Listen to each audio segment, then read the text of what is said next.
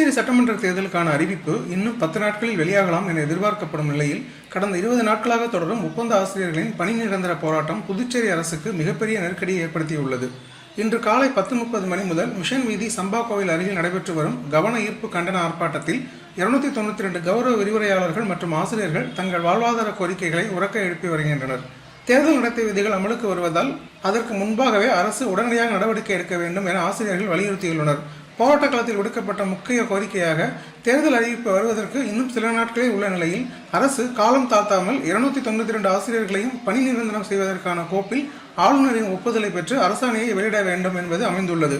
தேர்தல் அறிவிப்புக்கு முந்தைய 10 நாட்களுக்குள் தீர்வு கிடைக்காவிட்டால் புதுச்சேரியின் அனைத்து தொகுதிகளிலும் ஆசிரியர்கள், மாணவர்கள் மற்றும் பெற்றோர்களை திரட்டி அரசுக்கு எதிரான நிலைப்பாட்டை எடுப்போம். எங்கள் வாழ்வாதாரத்தை அரசு கேள்விக்குறியாக்கினால் ஒட்டுமொத்த புதுச்சேரியும் ஸ்தம்பிக்கும் வகையில் மாபெரும் போராட்டத்தை முன்னெடுப்போம் என ஆசிரியர்கள் எச்சரித்துள்ளனர்.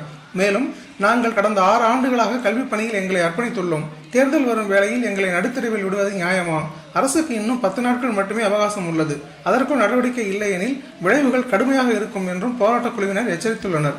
20 நாட்களாக தொடரும் இந்த போராட்டம் தேர்தல் நேரத்தில் ஆளுங்கட்சிக்கு எதிராக திரும்பும் சூழல் உருவாகியுள்ளது. இதனால் புதுச்சேரி கல்வித்துறை மற்றும் முதலமைச்சர் அலுவலகம் இந்த பிரச்சனையை முடிவுக்கு கொண்டு வர தீவிர ஆலோசனையில் ஈடுபட்டுள்ளதாக தகவல்கள் தெரிவிக்கின்றன.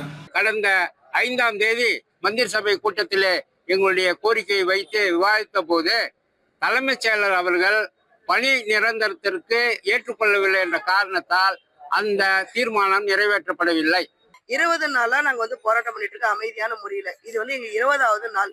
இன்னும் அரசு எங்களுக்கு செவி சாய்க்கல. பணி நிரந்தரம் கிடைக்கிற வரை அந்த போராட்டம் நாங்க தொடருவோம். கண்டிப்பா எங்களுக்கு அடுத்த கட்டமா ஒரு முயற்சி பண்ணிருக்காங்க முதல்வர் ஐயா. கேபினெட்ல வச்சு எங்களுக்காக பேசியிருக்காங்க. இருந்துமே எங்களுக்கு சரியான பதில் நாங்க என்ன கேட்கிறோமோ அது எங்களுக்கு கிடைக்கல. அதனால எங்களுக்கு பணி நிரந்தரம் கிடைக்கணும். அது வரை கண்டிப்பா நாங்க போராடுவோம். போராட்டத்தை கைவிடாம இருப்போம். உறுதியாகவும் இருக்கிறோன்றதை நான் சொல்லிக்கிறேன்.